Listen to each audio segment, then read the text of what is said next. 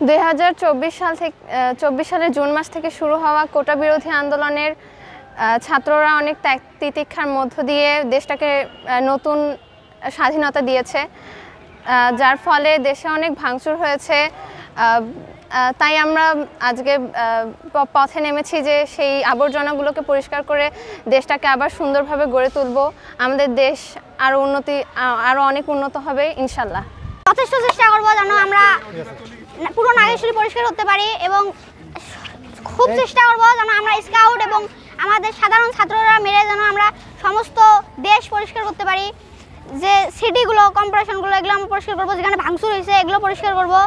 যেমন আমরা মুক্তিযুদ্ধ অফিস পরিষ্কার করেছি, এরকম রাস্তা পরিষ্কার করেছি, আবু সাইদ চত্বর পরিষ্কার করলাম, বাস স্ট্যান্ড পরিষ্কার করেছিলাম, কলেজ মোড়ে আমাদের ট্রাফিক ভাইয়ারা আছে, আমাদের স্কাউটের বড় ভাইয়ারা ট্রাফিকে আছে, কলেজ মোড়ে আছে, স্ট্যান্ডে আছে, এবং আমাদের কাপ এবং স্কাউট, রোভার স্কাউট আমরা সবাই মিলে পরিষ্কার করতেছি। এতে যেন আমাদের নাগেশ্বরীবাসী জানে যে আমাদের সমাজে ভালো ভালো ছাত্ররা আছে, ছাত্রদের হাতে ক্ষমতা আছে, আর ছাত্ররা চাইলে সব কিছুই করতে পারে।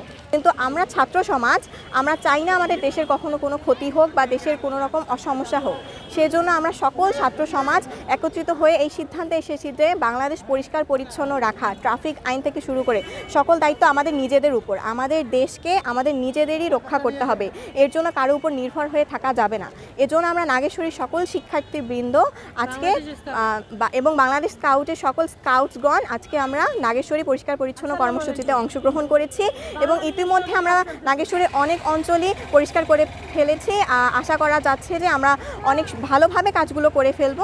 আমাদের দেশে বেশ কিছুদিন ধরে ছাত্র আন্দোলনের ফলে দেশের বেশ কিছু জায়গায় সামগ্রিকভাবে ক্ষতিগ্রস্ত হয়েছে। যেমন দেখা যাচ্ছে আমাদের উপজেলা চত্বর, এই উপজেলা চত্বরে অনেক ময়লা জমে গেছে। হয়তো ময়লা যারা পরিষ্কার করে সেই ময়লা পরিষ্কার কর্মচারীরা হয়তো ময়লাগুলো সেইভাবে পরিষ্কার করতে পারেনি। এজন্য এই আনাচে কানাচে বিভিন্ন জায়গায় পাতা, প্লাস্টিক, কাগজ এগুলো পড়ে আছে। বিশেষতভাবে প্লাস্টিকের কথা বলি, প্লাস্টিক 1000 বছরেও পচে না। এগুলো যদি মাটির সাথে মিশে যায় তাহলে আমাদের এই এলাকার মাটির উর্বরতাটা নষ্ট হচ্ছে। এই জন্য আমরা আজকে নাগেশ্বরী দয়াময়ী পাইলট একাডেমি স্কাউটসের পক্ষ থেকে আয়োজন করেছি আবর্জনা পরিষ্কার কর্মসূচি। এখানে আমরা বর্তমানে আছি উপজেলা চত্বরে। এই উপজেলা চত্বরের বিভিন্ন জায়গার ময়লা আবর্জনা পরিষ্কার করে আমরা ইতিমধ্যে দেখা যাচ্ছে এখানে আগুন ধরিয়ে দিয়েছি এবং আরও সামনে যেগুলো ময়লা আবর্জনা রয়েছে সেগুলো আমরা পরিষ্কার করব।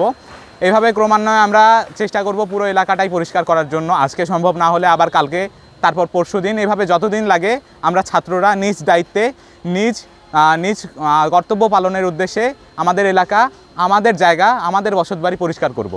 রাস্তাঘাটে বিভিন্ন ধরনের ময়লা আবর্জনা থাকার কারণে বিভিন্ন রকম জীবাণু বা মানুষ যখন চলাফেরা করে বিভিন্ন রকম অসুবিধা হয়ে থাকে।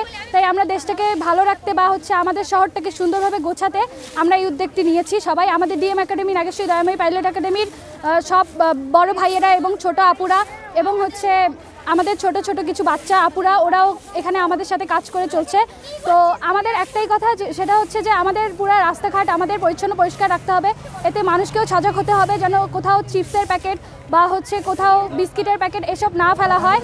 এতে আমাদের পরিবেশ দূষণ হয় আর আমাদের পরিবেশে বিভিন্ন রকম সমস্যা হয়ে থাকে। তাই আমরা চাই সবাইকে সচেতন থাকতে এবং আমাদের পরিবেশটাকে সুন্দরভাবে রাখতে।